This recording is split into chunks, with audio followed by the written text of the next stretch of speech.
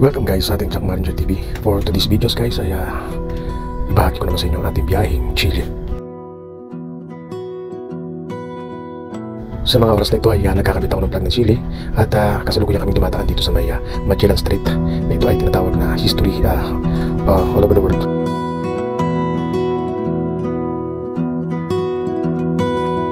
Kung saan sa panahon ito ay dumaan si Ferdinand Magellan sa isang lugar na kung saan ay dito niya diniscover ang lugar nito upang mabiyahe niya ang ibang parte ng bansa ng kanilang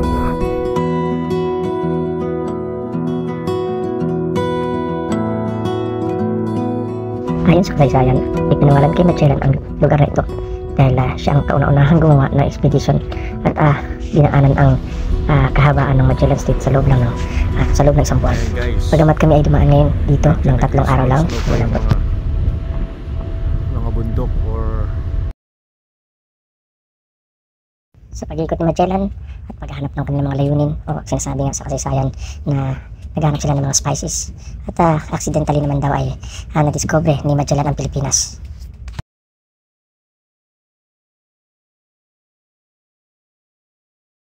At sa pagdating na sa Pilipinas ay doon lang nakita ang kagandahan ng ating bansa at tayo ay nasakop ng mga Espanya sa loob ng 333 years. Ang nabanggit ko ay isa lamang sa bahagi ng kasaysayan ng lugar na ito. Bagamat kami ay tumadaan dito at dito namin kukunin ng mga kargada na dadali namin sa Europe. Ngayon na binabiyahe namin itong lugar nito upang makuha yung mga papel na mga kargada na ibabiyahe namin papuntang Livorno, Italy at France.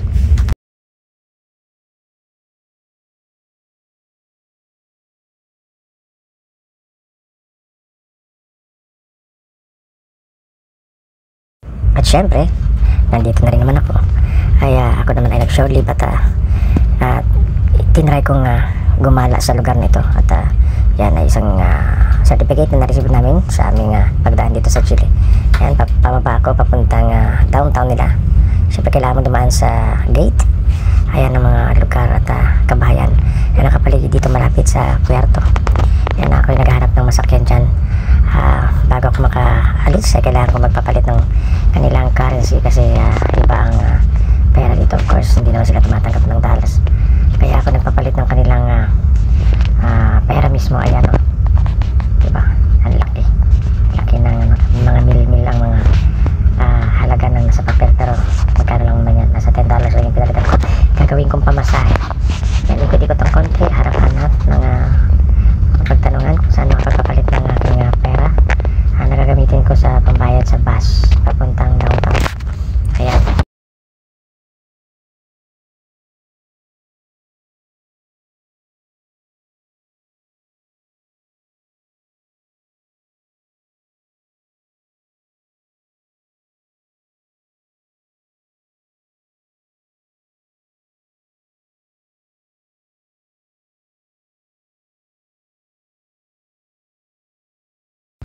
Kaya nung nakakuha na ako ng pera, naghanap ako ng parking kung saan doon bumababa mga sasakyan o bus na biyaheng pampubliko. Ayan, ito yung kabuuan ng Lincoln Airken na malapit sa Puerto kung saan naka-alongside ang barko namin. Guys, lakad-lakad ako niya, naghahanap ako ng ref magnet. Ito sa akin kapitan, so try kong magtanong-tanong kung meron silang ref magnet. So ito, lakad-lakad ako hanggang sa wala akong nakita guys. Ayan, isa sa simbahan nila. So I think nasa 70% ay mga Catholic ang mga tao dito dahil sila nagdala ng Roman Catholic sa Pilipinas. Ayan, sumakay ako ng bus at try kong gumala kung saan nakadali na aking mga paa. Pinuntahan ko yung unit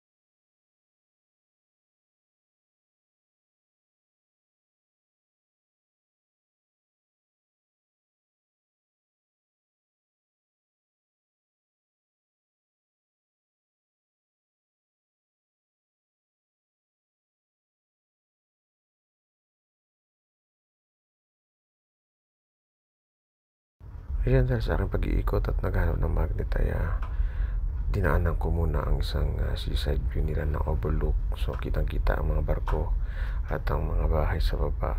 Napaganda, may mga pine tree. So dibang din ako ng kahit sandali, at dito nakita ko yung kanilang municipality na kasama ang mga statue or mga monument ng kanilang mga bayani ng mga panahon ng digmaan. So ito yung kabuuan ng Pinco, syudad na kung saan kadetalye ang kanilang history at kasaysayan ng kanilang pamumuhay ng mga panahon ng ayan, tuloy-tuloy lang yung pag-iikot ko dahil may oras pa. At dito nga nag-aabang ako ng bus para makasakay ng kanilang pampublikong bus back to the port. So dito nakita ko yung mga area kung saan napakaganda din mga views. Yan ang mga time the other day ay kasama ko si Kapitan at ang aming kadete at ang aming third engineer. So ito po ay naghanap kami ng makainan sa isang food court nila. So gala-gala tayo, ikot-ikot, naghanap din kami niya ng mabilihan ng sabon. Naubusan kami ng sabon. Ayan, so roaming with the captain and OS and cadet with second engineer. So ito, ikot-ikot po kami para medyo mag-unwind and relax din po. Ayan, so back to the bus. So ito pala yung sinakyan namin bago kami umalis ng Puerto. Ito ang certificate na na-receive namin sa pagdaan namin sa Magellan State. Ayan ang mga tropa at kasama namin ng mga piloto. At yan ay isang napaka-famous na piloto na nakasama namin, na pinangalan sa kanyang isang isla dyan, at during that time ay naging head of command siya ng mga Navy. Ayan po ang kabuuan na views ng Chile, Magellan State. Ayan, picture guys habang may time. So ayan, nagtitimon din pa ako ng mga time sa kahabaan ng Magellan State. So it's a good experience din guys na naranasan natin ng magbiyahe dito sa lugar nito. Salamat. At maraming salamat po sa panonood. Hanggang sa muli. Sa susunod ko mga videos guys, i-share ko sa inyo yung mga pinunta naming lugar around the world.